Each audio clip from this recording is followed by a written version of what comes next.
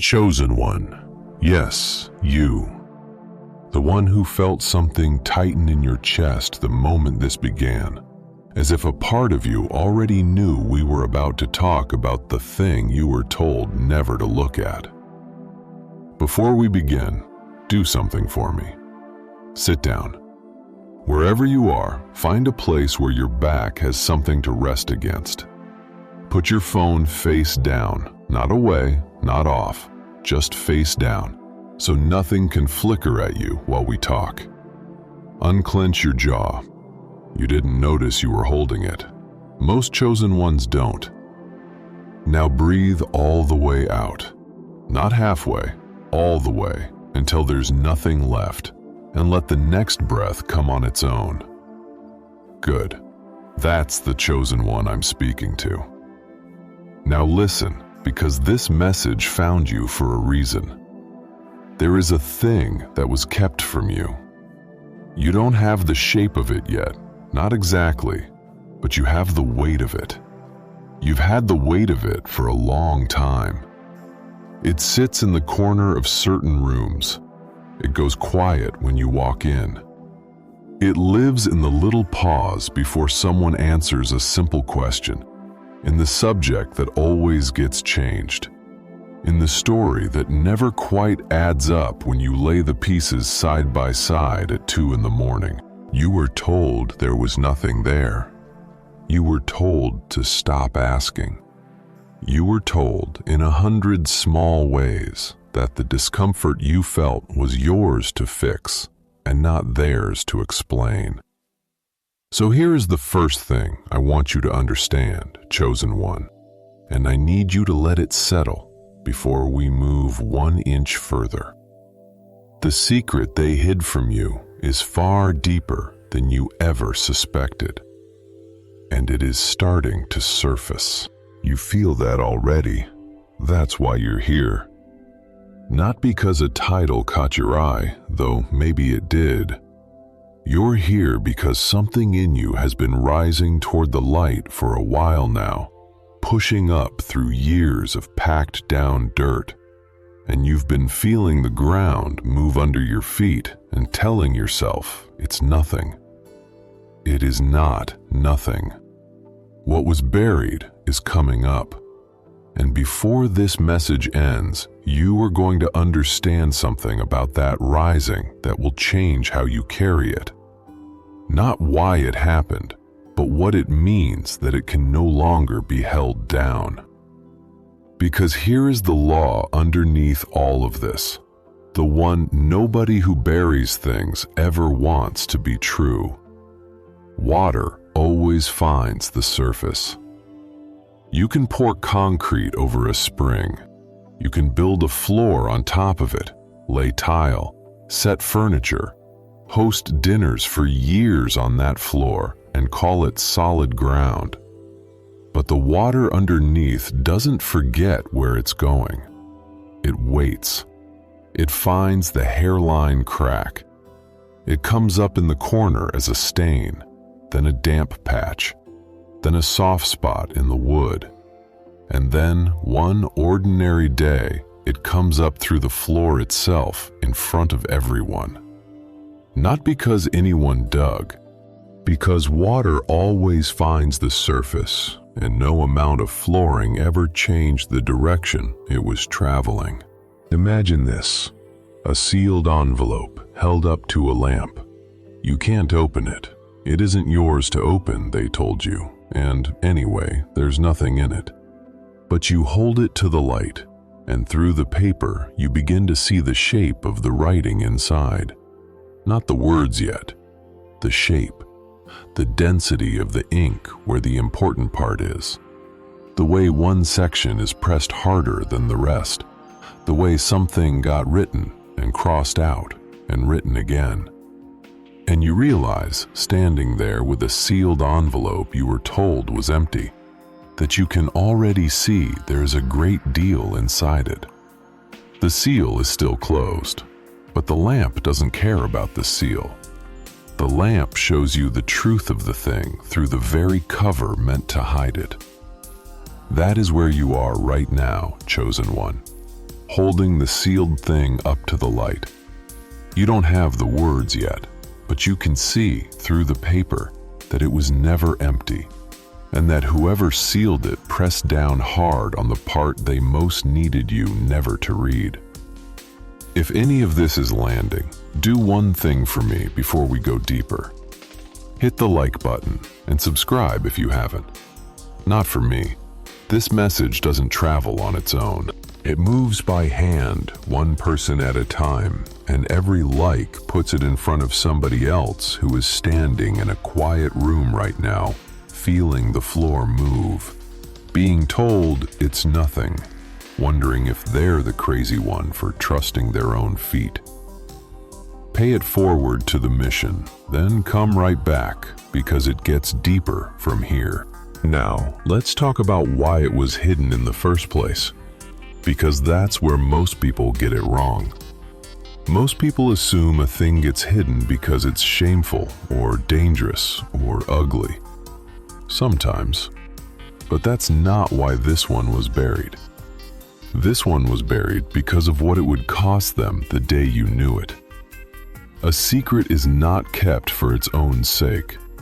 A secret is kept because knowledge changes the balance of a room. And there are people whose entire position in your life depends on the balance staying exactly where it was when you didn't know. Think about it plainly. If what they hid were small, they wouldn't have needed to hide it.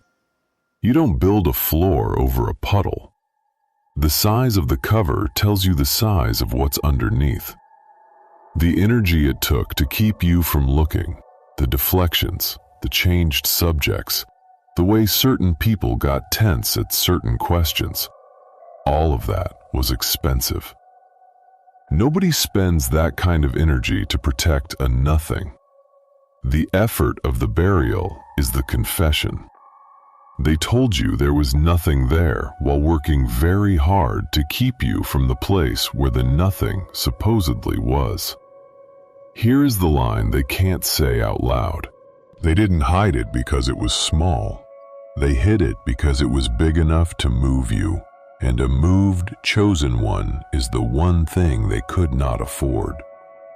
Now I want to widen this out, chosen one, because this does not only happen in one kind of room, and seeing the shape of it in several places will help you trust that you are not imagining the pattern. The costume changes, the mechanism never does. Picture the family. There's a story about where you come from, about what happened before you were old enough to hold the memory, about someone or something that gets referred to and never explained. And every time you got close to the real version, the room performed a small, practiced maneuver. A laugh, a wave of the hand, that's all in the past. Your mind plays tricks. You grew up fluent in the maneuver without ever knowing what it was guarding. Something in the foundation of your own history was sealed, and you were raised on top of the seal and told the floor was the ground. Picture the workplace. You were kept a step away from a certain conversation. Decisions got made about you in rooms you weren't in. You were given a version, the official version, and you took it. Because why would they lie? And yet the official version had a texture to it that never felt like truth feels. There was a reason you weren't in the room. The reason was that the room contained something about your own worth or your own leverage that would have cost them if you'd heard it in your own ears. Picture the friendship, the circle, the people who knew you before you knew yourself. There was a thing they knew about how you were seen, or what was said, or who did what, and by unspoken agreement it stayed below the surface. You were included in everything except the one thing that would have let you see yourself clearly. And the not seeing kept you a little smaller, a little more grateful, a little more manageable than you would have been if you'd known. 4 rooms, 1 structure. Every time, a chosen one is kept above a sealed floor, handed a version, and quietly shaped by a knowing they were never allowed to hold. And notice the one thing all 4 rooms share. In every case, you were the last to be given the full picture. Not because you were slow, and not because you weren't paying attention. You were paying more attention than any of them, which is exactly why you had to be managed so carefully. You were the last to know, because you were the one whose knowing would have cost them the most.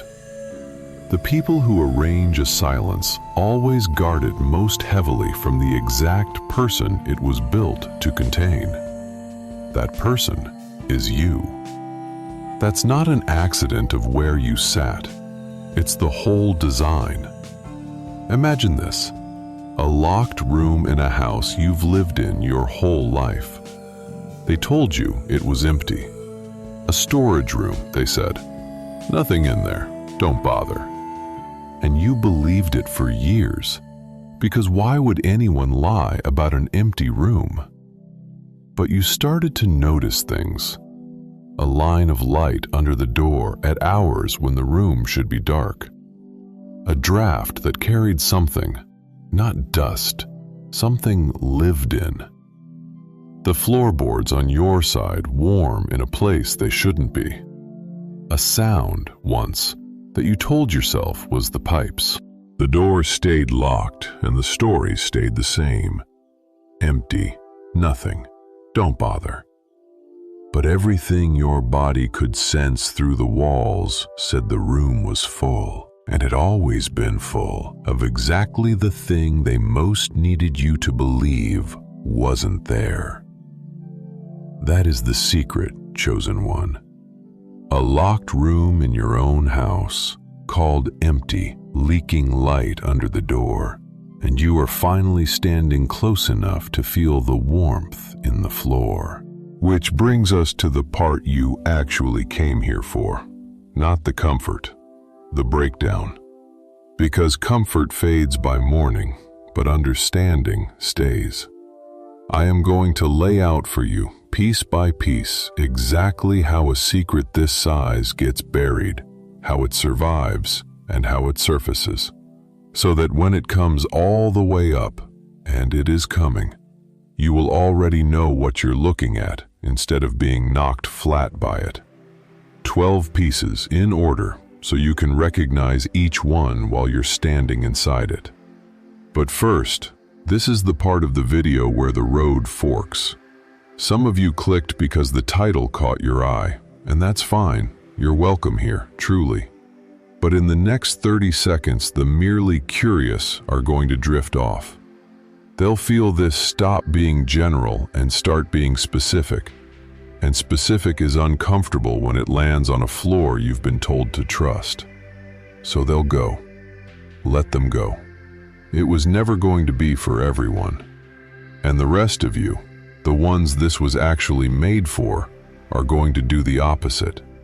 You're going to get still. Because you already feel the ground moving. And you already know we are about to name the thing that has been rising under your feet for longer than you'd admit. So here is what I'm asking. If you're locked in, if this is landing where you live, drop 777 in the comments. Not for luck, not because it's a trend, not because 3 digits on a screen change anything about your circumstances. They don't. Those numbers are a signal, nothing more. A hand raised in a dark room so the other people standing quietly in it can see they are not the only one who has spent years being told the floor was solid, while their own feet said otherwise. You'll be surprised how many hands go up. Now let's begin. Number 1. It was hidden because of what it would cost them the day you knew. The size of the burial is the measure of the secret.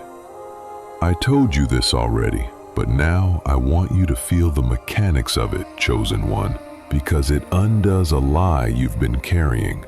The lie that maybe you were overreacting, maybe there was never much there. People do not expend energy protecting nothing. Every deflection had a cost. Every changed subject took effort. Every time someone tightened up when you got close, that tension was a muscle being held, and muscles don't hold tension for no reason. The whole apparatus of keeping you in the dark was a machine, and machines are expensive to run. Nobody runs an expensive machine to guard an empty room. So when you replay it all and think, was it really that serious? I want you to answer with arithmetic instead of doubt. Count the effort. Count the maneuvers, the pauses, the practiced answers, the way certain people managed you around certain corners for years. That much effort is not spent on trivia. The effort was the receipt. It priced the secret for you without ever showing you the secret. Imagine this, a house with one room the family keeps heated in the dead of winter, though they swear no one uses it. You see the bill. You feel the warmth in the hallway wall. They tell you it's nothing, an old thermostat, don't worry about it. But heat costs money, and no one pays to warm an empty room. The very expense they can't hide is the proof that the room is not what they say it is. You don't need to get inside to know something in there is being kept alive. The bill already told you. You might wonder whether you're flattering yourself, making the thing bigger than it was. Turn it around. If it were small, you would have been shown it long ago, casually, the way we show each other small things. The fact that it was guarded is itself the evidence that it was large. Water always finds the surface, and nobody builds a whole floor over a thing that wasn't going somewhere. Here is the line they can't say out loud. They didn't work that hard to hide a small thing. They worked that hard because they knew what your knowing would cost them. Number 2. What they hid was not a fact. It was a mirror. The most guarded secret is never information. It's the reflection of you it contains. Follow this closely, chosen one, because it's the hinge the whole thing turns on. You've been imagining the secret as a piece of information, an event, a fact, a thing that happened. But sit with what would actually make a secret worth this much burial. It isn't the fact. It's what the fact would show you about yourself. The most expensive thing you can keep from a person is not a piece of news. It's a mirror. Because a fact you can absorb and move on. But a true reflection of your own size, your own worth, your own leverage, that changes how you stand for the rest of your life, and it can never be unseen. Think about what shifts the day you truly know your own value. You stop asking for what was already yours. You stop being grateful for scraps you were owed a feast of. You stop apologizing for taking up space in rooms you were the reason had a ceiling at all. The people who arranged their lives around a smaller version of you cannot survive that reflection reaching your eyes. So the secret they guarded most fiercely was never really a fact about the world.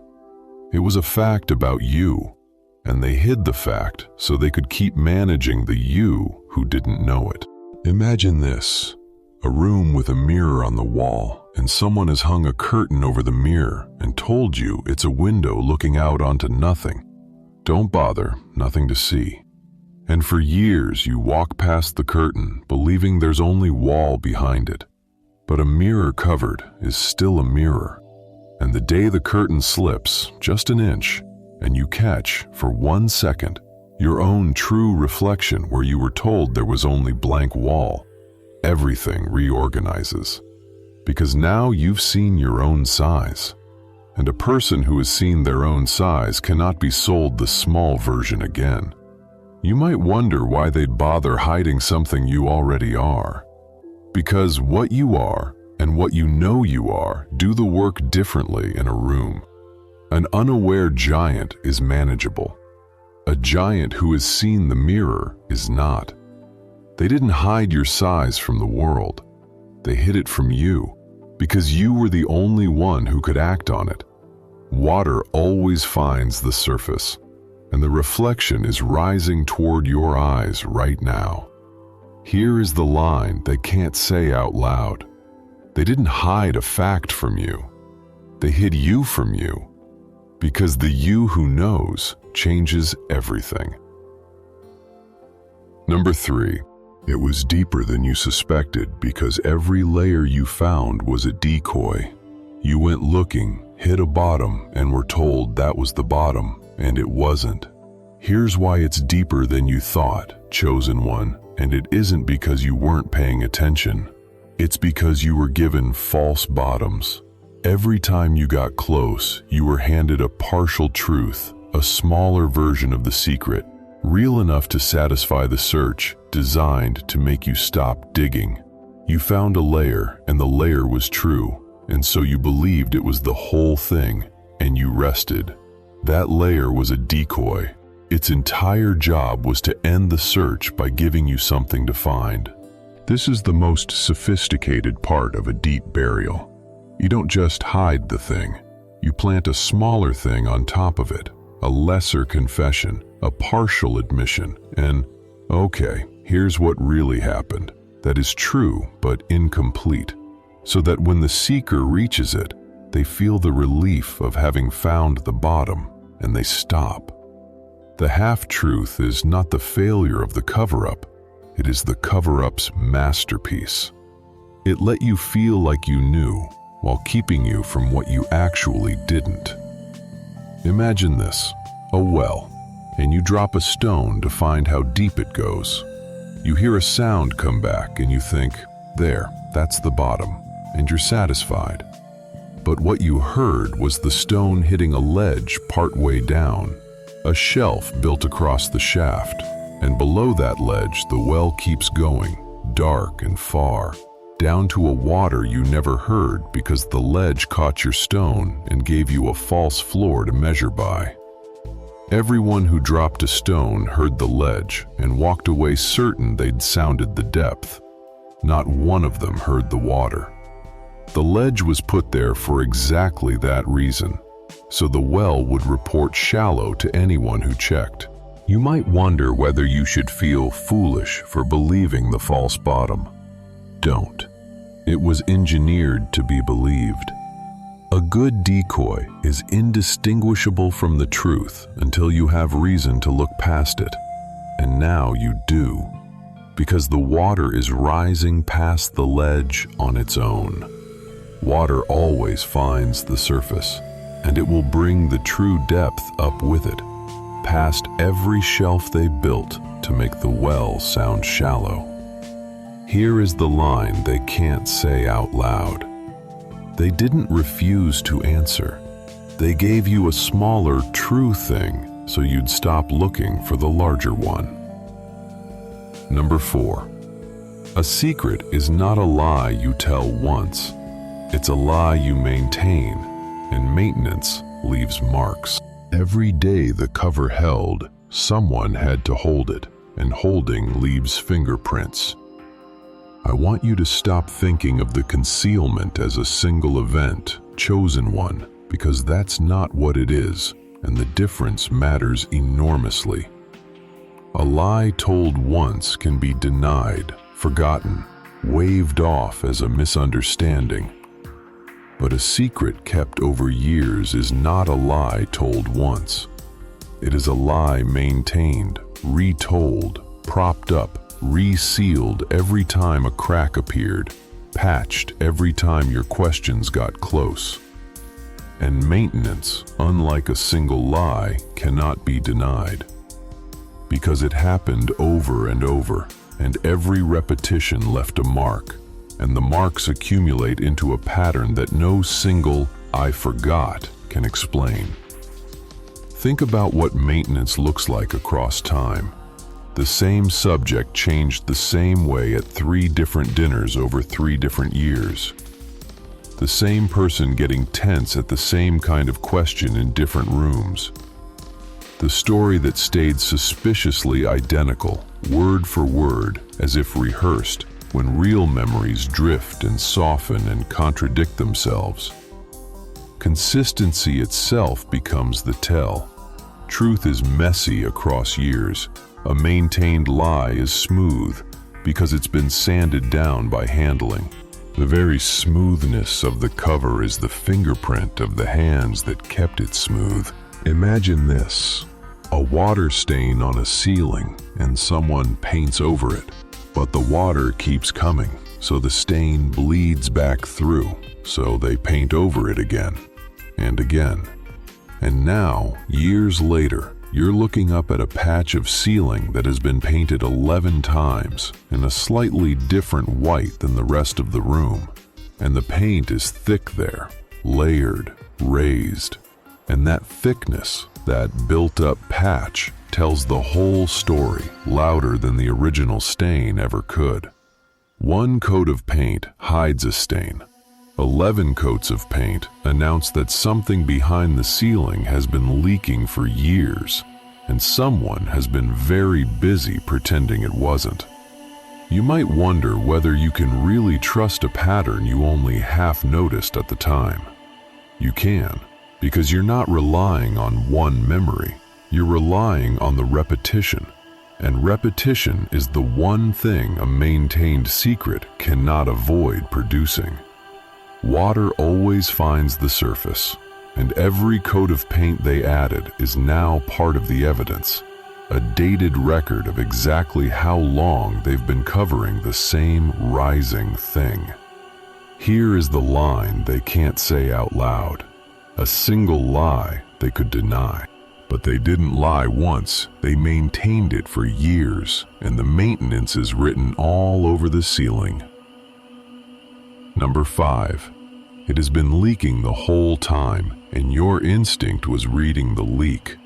You were never paranoid. You were a sensor picking up a signal they kept telling you wasn't there. Now I want to give you back something they took from you, chosen one. Your trust in your own instrument. For years, you've been feeling something in certain rooms, around certain people, at the edges of certain conversations. A wrongness, a held breath, a note that didn't resolve. And every time you named it, even to yourself, you were talked out of it. You're imagining things. You're too sensitive. You always do this. And slowly you learned to distrust the one instrument that was working perfectly the whole time. You thought the discomfort was a flaw in you. It was a reading. You were picking up the leak. Understand what that means. A sealed secret is never perfectly sealed. It seeps. It changes the pressure in a room, the way people hold themselves, the micro hesitations, the things that get carefully not said. Your nervous system registered all of it, below the level of words, and it kept sending you the alert. Something here is not what they say it is. That alert was accurate. The only thing wrong was that you were surrounded by people invested in convincing you the alarm was faulty. The smoke detector wasn't broken. They just kept taking the battery out and telling you the beeping was your imagination. Imagine this: a faint smell of gas in a house, and you say so, and everyone tells you they don't smell anything. You're being dramatic. The house is fine. And because everyone says it, you start to doubt your own nose. You tell yourself you're anxious. You learn to stop mentioning it. But the smell is still there every day because the leak is real, and your nose was the one honest instrument in the whole house. The only thing telling the truth in a building full of people committed to not smelling it. The danger was never your nose being wrong. The danger was you learning to ignore the one sense that was right. You might wonder how to tell true instinct from real anxiety, since they can feel alike. Here's the difference. Anxiety is loud, everywhere, general, unattached. This was specific. It showed up in particular rooms, around particular people, near particular subjects, and went quiet everywhere else. That specificity is the signature of a real reading, not a general fear.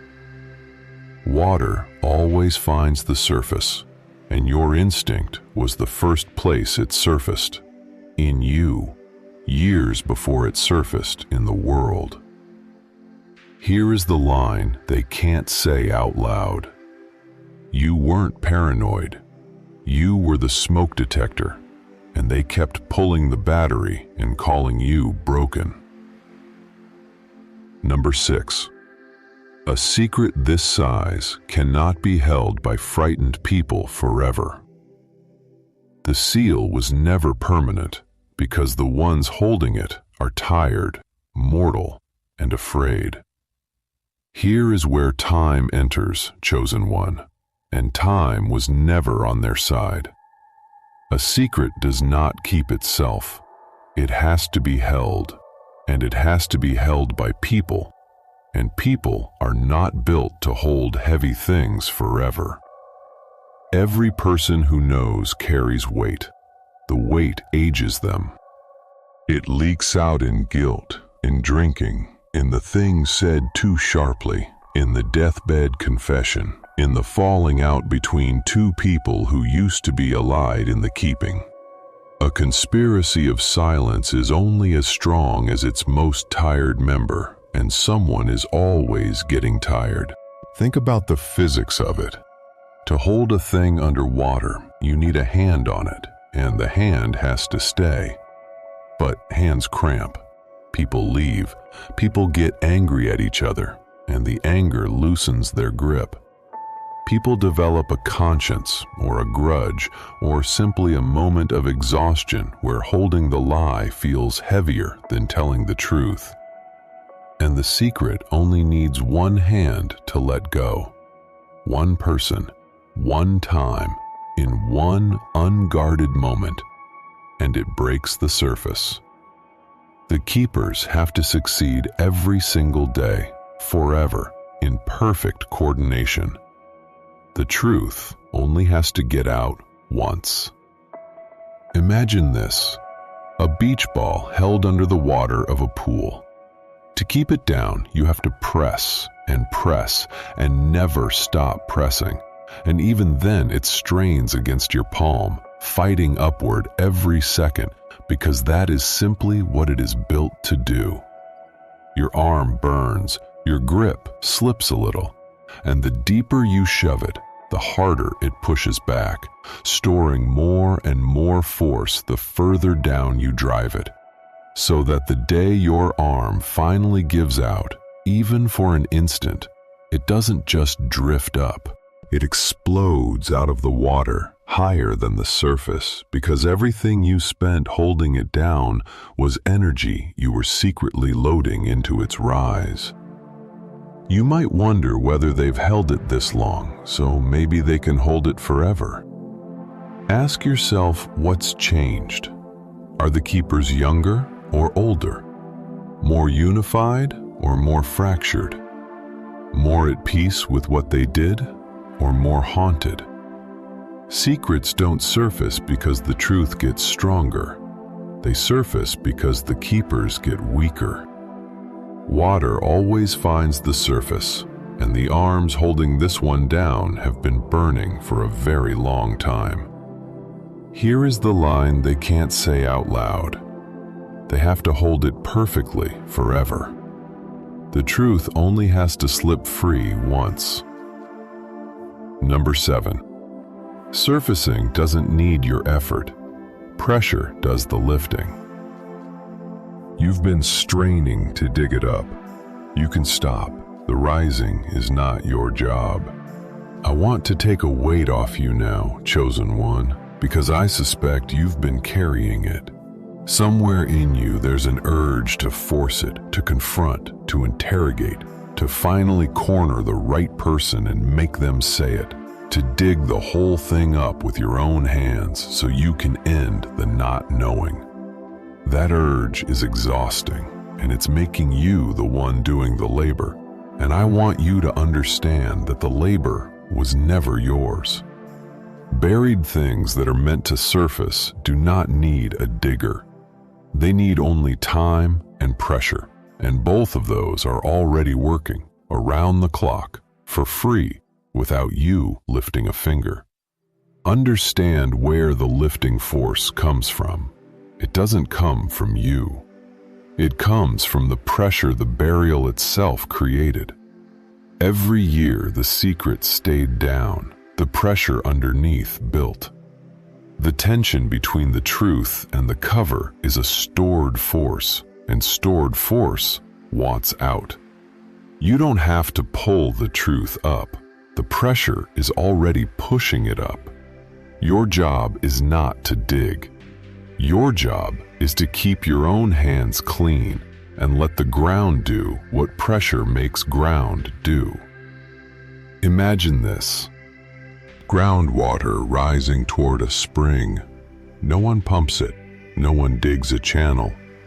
The water, under the pressure of everything above and around it, simply finds the weakest point in the earth and comes up on its own, in its own time, clean and cold, in a place no one chose. For years the surface looked dry. Nothing seemed to be happening. But underground the pressure was building the whole time, and one season the spring simply appears where there was only dry ground before. Because water under pressure does not need permission or a shovel. It needs only a crack, and time makes cracks.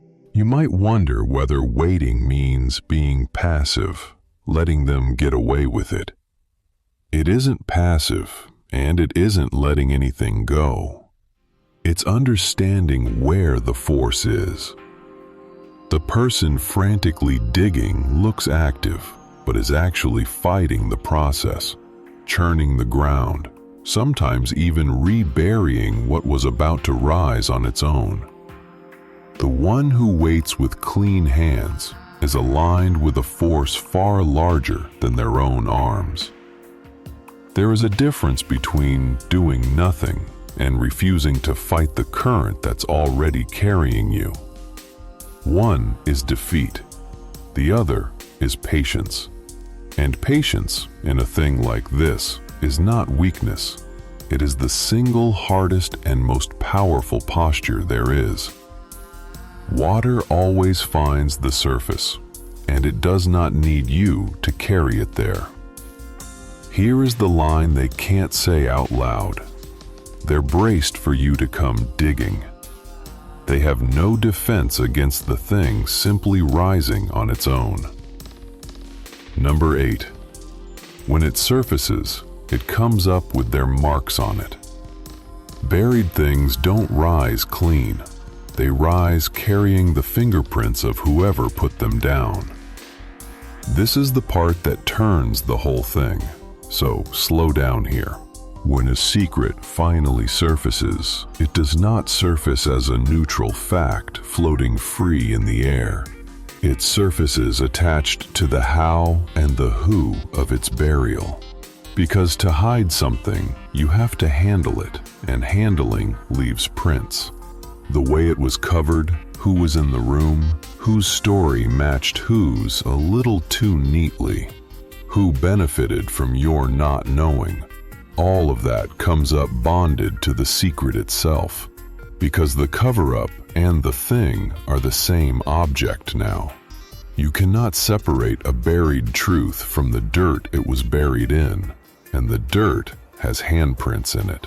Think about what this means for accountability. The keepers imagined that if the secret ever came out, they could stand at a safe distance from it. Oh, that old thing, terrible, glad it's finally known. But they can't, because their fingerprints are on it. The surfacing doesn't just reveal what happened, it reveals who kept it from surfacing, and for how long, and how hard they worked at it. And that second revelation is often heavier than the first. The concealment becomes its own crime, sitting right there on top of the original one, dated and signed. Imagine this, a river, and years ago someone threw a thing into it to be rid of it. Sure, the water would carry it away forever. But rivers don't erase. They circle, they deposit. And one dry season, the water drops low, and there on the bank, half in the mud, is the thing they threw away and pressed into the mud around it. Preserved by the very silt that hid it, is the shape of the hand that threw it, the boot print at the water's edge, the whole record of the night they were sure no one would ever see. The river didn't just fail to erase the object, it kept a perfect cast of the person who tried to make it disappear. You might wonder whether the truth coming out is enough, or whether the ones who buried it will just walk. Watch what actually happens. The surfacing carries the accountability with it automatically because the marks are baked in. You don't have to build the case. The mud already holds the handprint. Water always finds the surface, and it brings up everyone who ever pushed the thing down. Here is the line they can't say out loud. They think when it comes out, they'll be bystanders. It's coming out with their fingerprints pressed into it. Number 9. If you dig for it yourself, you'll pay for it and possibly rebury it. The one who churns the water to grab the sunken thing only loses it deeper in the silt. Now here is the trap, chosen one, and I need you to see it clearly because everything in you wants to walk into it. The trap is the frantic dig. It feels righteous. Force the confession. Confront them all at once. Lay out your evidence. Demand the truth. Make them admit it now, tonight, in front of everyone. That urge feels like justice, like finally taking action. But look at what the frantic dig actually does. It warns them. It hands them the exact map of what you know and what you're missing, so they can shore up the gaps. It puts the emotion on your side of the table, so you look unstable and they look calm. And worst of all, it can drive the thing deeper. Understand the mechanics of the churn. When you attack a buried secret head-on, before it's ready to surface on its own, you stir up the whole environment. The keepers close ranks. Stories get coordinated that were drifting apart on their own. People who were about to get tired and let go suddenly have a common enemy, you, to rally against, which gives them fresh energy to keep holding.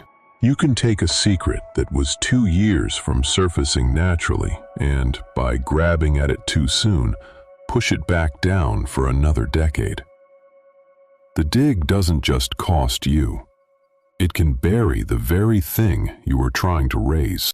Imagine this, a ring dropped into a pond, settling slowly toward the bottom, still visible, still recoverable, catching the light as it sinks.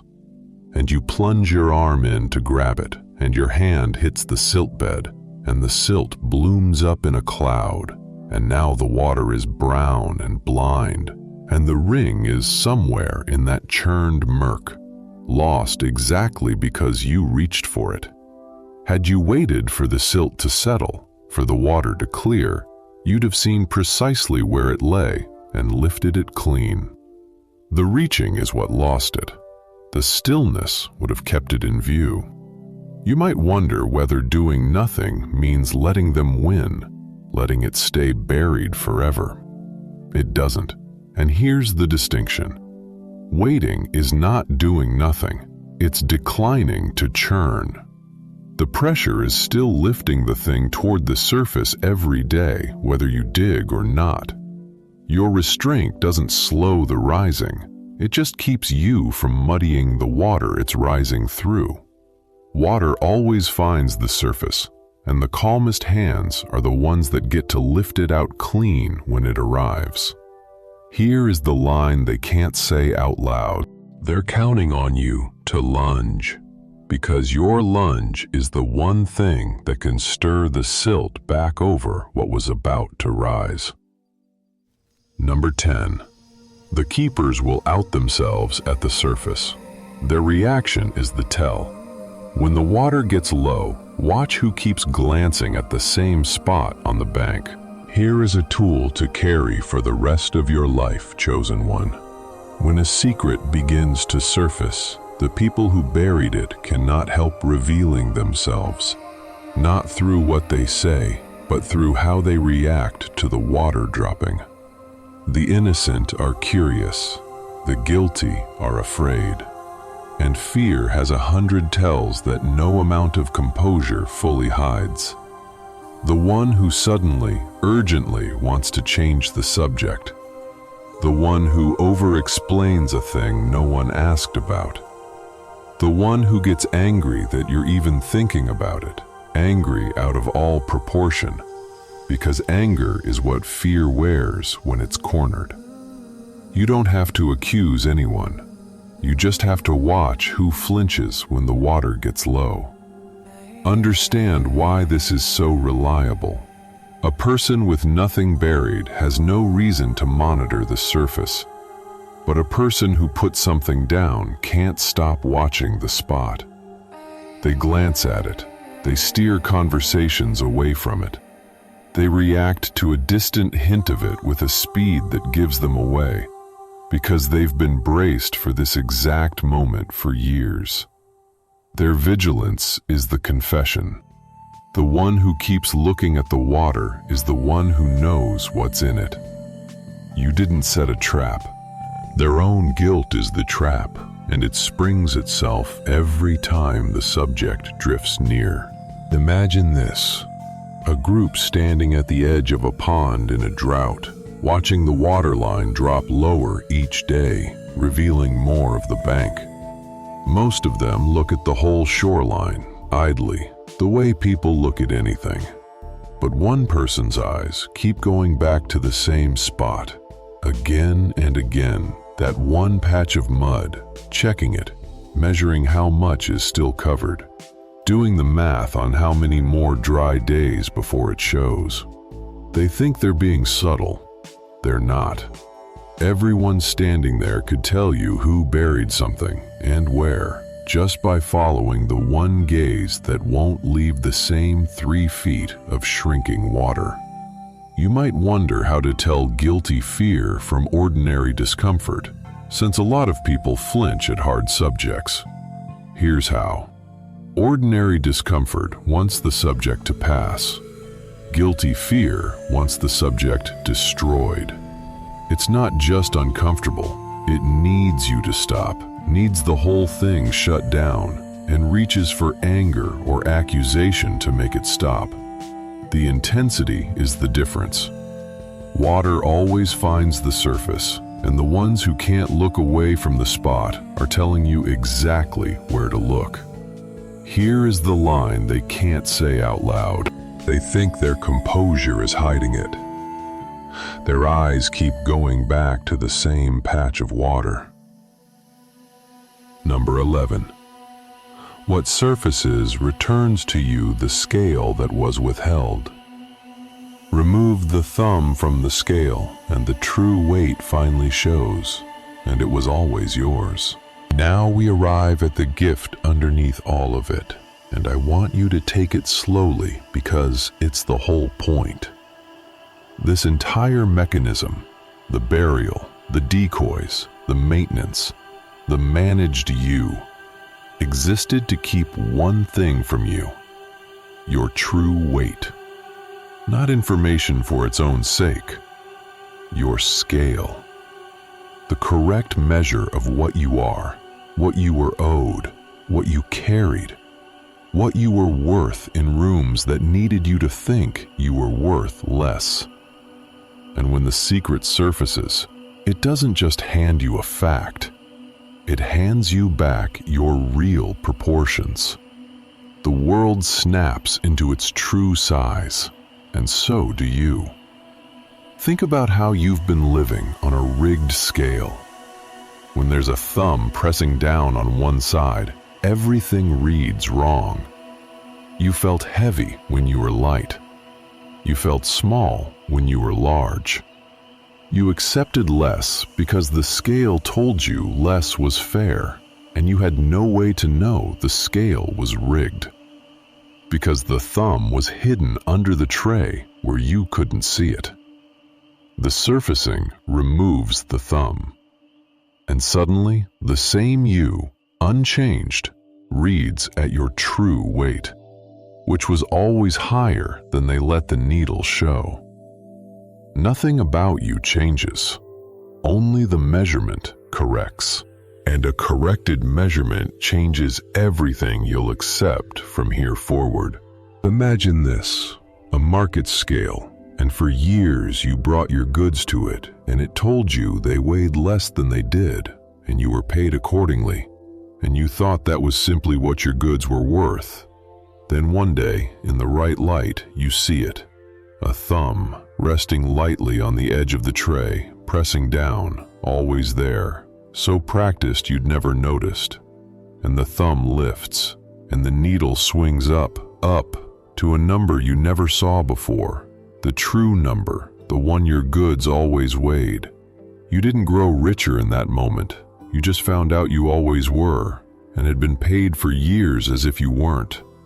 You might wonder whether knowing your true weight now, so late, is worth the ache of all the years you were underpaid for it. Here's the answer. You cannot get the back pay, but you can stop bringing your goods to a rigged scale for the rest of your life, and that is worth more than the years behind you, because it protects all the years ahead.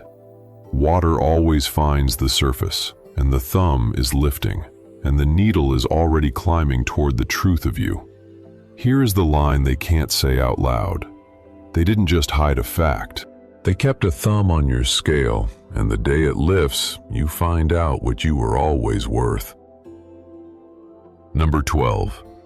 You were the one kept in the dark, and that is the part that's over. The room was never empty. You were simply the last one they let believe it was. Here is where all of it comes to rest, chosen one. There's a posture underneath everything we've talked about, and it's the posture of the one in the dark, the last to know, the one being managed, the one everyone else quietly had the fuller picture of. For a long time, that was your position, and it shaped how you stood in every room without your ever choosing it. You were kind, and you were trusting, and you took